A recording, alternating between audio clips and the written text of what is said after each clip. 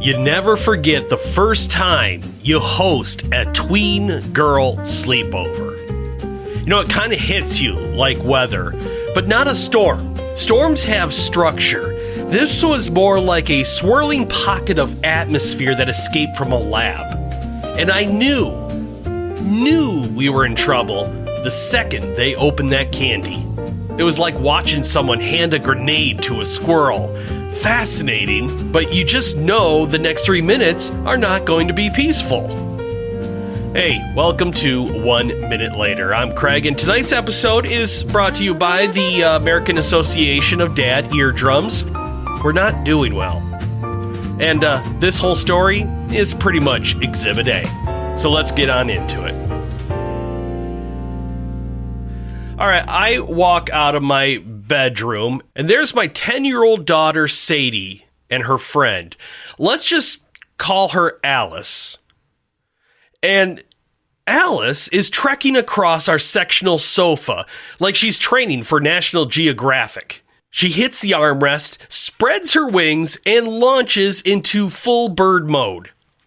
And I'm standing there, just trying to decide if I'm supposed to shoo her off like a pigeon or maybe clap politely because she committed to the bit. I don't know. Because where I grew up, the only time you stood on furniture was to change a light bulb or escape a snake. Everything else, illegal. And running on the sofa, well, you know, that was a one-way ticket to the woodshed. No round trip, by the way.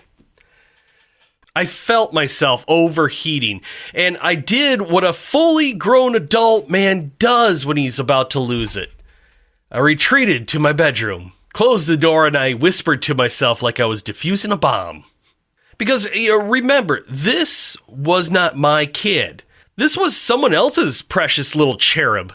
And nothing humbles you faster than disciplining a kid you didn't personally bring into the world. Little time passes, and just when I re-entered society, Alice decides she wants to dress up the cat.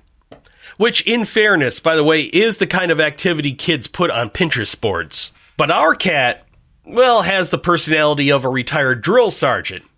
She doesn't do costumes. She doesn't do suggestions. I mean, she barely does us. And the claws came out, and I watched Alice learn the phrase natural consequences in real time. Now, normally, my wife Jen is the general in charge of girl sleepovers. I mean, she speaks their language. She understands the rituals, the emotional tides, and the sudden need to braid something.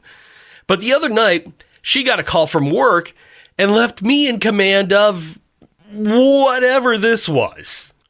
Bless my daughter Sadie's heart. She could see that her father was starting to glitch. I mean, she saw the look. It's that look that says my soul just left my body and it's standing over there by the lamp. Brows real tight, jaw locked in, like a man trying to hold in a sneeze and a scream at the same time. Meanwhile, Alice, she was blissfully unaware that I was seconds from Googling how to run away from my own home. Then, a miracle. Sadie suggested arts and crafts, and the whole room shifted. They sat down, they focused, they made things, and for 12 minutes I saw peace, real, biblical peace, angel choir, harp playing, slow motion peace. It almost made me emotional, really. And then, during that moment, my brain kind of drifted off into my sleepovers as a kid, when I was Sadie's age. I mean, we were chaos too, don't get me wrong, but we just practiced stealth chaos. Just guys. Belching contests, prank calls, sneaking out. But we did have our own mischief, but with the volume of a polite house cat. Now, when Jen finally came home, she walked in, looked around, and somehow, without raising her voice or changing her expression, everything just settled. No magic words, no drama, just that unmistakable mom authority that says, all right, let's bring this back from the brink. Now, by the end of the night, the girls were nestled on the sofa with a movie, and I was in the bedroom in full fetal position, kind of like a man who had just survived a documentary about himself, like a man who has just seen things. But Jen, she was fine. Of course she was. She was built for this. Me, I was spiritually dehydrated. And somewhere in that post-apocalyptic quiet, it hit me that maybe patience isn't something you power through with your teeth all gritted. Maybe God grows it in the moments where you're convinced you have none left. The moments where someone else's child is flapping on a sofa like an endangered bird. The moment where the cat is filing a complaint with HR.